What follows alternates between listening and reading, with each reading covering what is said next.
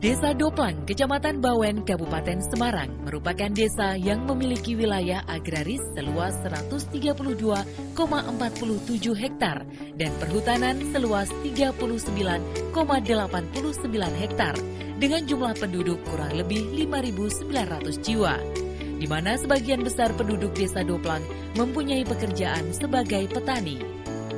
Adaptasi adalah cara penyesuaian diri yang dilakukan makhluk hidup terhadap lingkungannya sebagai bentuk pertahanan diri. Untuk itu, pemerintah desa membuat embung, cekdam, kolam tada hujan, biopori, sumur resapan untuk mengantisipasi petani kekurangan air saat musim kemarau tiba. Petani di desa juga menerapkan pembuatan rorak atau yang disebut dengan jogangan agar dapat menyimpan air ketika kekeringan. Petani di desa juga memanfaatkan panel surya untuk mengubah tenaga matahari menjadi energi listrik yang dapat membantu petani dalam mengairi sawahnya. Untuk menghemat pemakaian air, sebagian besar warga desa Doplang sudah memasang meteran air dan keran hemat air. Selain itu, IPAH atau instalasi pemanen air hujan juga diterapkan oleh warga desa Doplang saat musim hujan. Air hujan ditampung oleh warga dalam drum tertutup, kemudian airnya dimanfaatkan kembali untuk kepentingan atau keperluan rumah tangga, seperti mencuci tangan atau menyiram tanaman, karena sebagian besar warga desa memanfaatkan halaman pekarangannya dengan ditanami berbagai sayuran dan tanaman toga, yang sering disebut warga apotek hidup. Selain IPA, warga juga memanfaatkan kembali air yang sudah terpakai seperti air bekas mencuci beras atau sisa mencuci sayuran untuk menyiram tanaman. Didukung oleh tim penggerak PKK Desa Doplang dalam pemanfaatan lahan pekarangan, PKK Desa juga mengadakan pelatihan dalam pembuatan jamu hasil panen dari halaman pekarangan yang dapat dijual kembali. Sehingga warga desa terus semangat untuk bercocok tanam karena hasil dari jamu dapat meningkatkan pendapatan keluarga. Untuk menanggulangi sampah yang ada di desa, pemerintah desa Doplang bekerja sama dengan BUMDes Usaha Praja Desa Doplang mengadakan program Bank Sampah Resik Lestari, di mana masyarakat dapat memilah sampah organik dan sampah anorganik dari tingkat rumah tangga. Sampah organik dipilah masyarakat untuk distorkan ke BUMDes. Kemudian BUMDes akan mengelola limbah organik ke maggot untuk dijadikan pakan ternak atau pupuk organik yang akan dimanfaatkan warga kembali untuk lahan pekarangan. Kemudian sampah anorganik akan dimanfaatkan menjadi kria atau kerajinan tangan seperti pot, bunga hias, baju karnival, jam dinding yang bernilai ekonomi tinggi. Untuk sampah yang benar-benar tak dapat diolah, maka akan diangkut oleh BUMDes menggunakan jasa angkut sampah Resik Lestari yang akan distor di TPA Blondo. Pemerintah desa dan juga DLH memberikan larangan yang tertempel di tempat-tempat strategis agar warga tidak membuang sampah di sungai. Upaya-upaya ini terus dilakukan oleh pemerintah desa dan masyarakat dalam pengurangan sampah baik organik maupun anorganik. Pemerintah desa juga mengadakan pelatihan yang berkolaborasi dengan Tagana, Banser, Ansor, serta BPBD dalam penanggulangan bencana. Masyarakat diberi pendidikan mengenai kepedulian atau tanggap terhadap bencana seperti keselamatan kerja, cara evakuasi korban bencana alam, pengelolaan bantuan sosial bencana, dan sebagainya. Tidak hanya bencana alam, pencegahan penyakit juga tak luput dari perhatian pemerintah desa Doplang.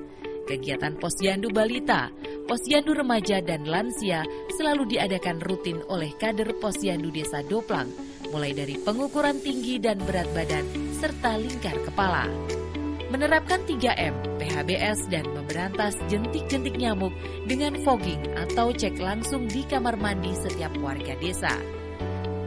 Perlindungan dan perawatan mata air juga terus dilakukan oleh anak-anak muda desa Doplang dan Pok Darwis, yang mana saat ini salah satu mata air di desa Doplang menjadi destinasi wisata.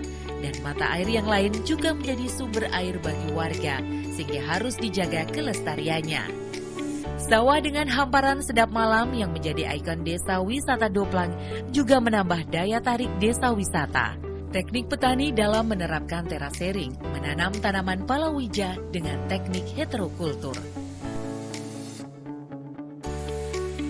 Bunga sedap malam juga diolah menjadi minyak atsiri yang didampingi oleh Universitas PGRI Semarang sehingga menambah pendapatan asli desa dengan produk parfum, hand sanitizer, dan minyak telon. Selain itu, Desa Doplang juga mempunyai Bukit Kendali Sodo yang menjadi sumber air bagi perusahaan terutama PT Coca-Cola dan Purinusa. Untuk itu, Desa Doplang juga menjalin mitra dengan PT Purinusa dalam pengembangan Proklim Desa. Dalam melestarikan hutan dan perkebunan, pembibitan tanaman keras seperti buah alpukat, manggis, dan pohon lainnya juga terus dilakukan oleh pecinta alam juga masyarakat Desa Doplang. Bukit Kendali Sodo tentu menjadi salah satu destinasi wisata yang digemari anak muda, terutama bagi pecinta alam. Seringkali wisatawan berkunjung untuk melakukan aksi menanam 1000 pohon maupun berkemah. Destinasi Seblang yang memiliki jembatan gantung sebagai akses masuk petani ke sawah juga turut menjadi daya tarik wisata Desa Doplang. Ditambah panggung kebudayaan yang dimanfaatkan generasi muda dalam mengenal budaya seperti tari-tarian dan kearifan lokal yang dikoordinir oleh kelompok sadar wisata Lembah Kendali Sodo Desa Doplang.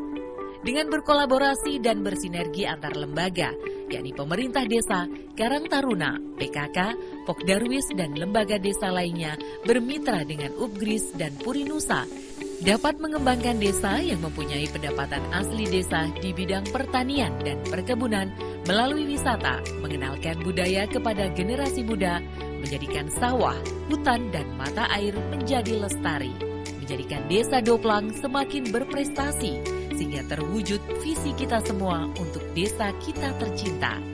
Desa Doplang Cemerlang.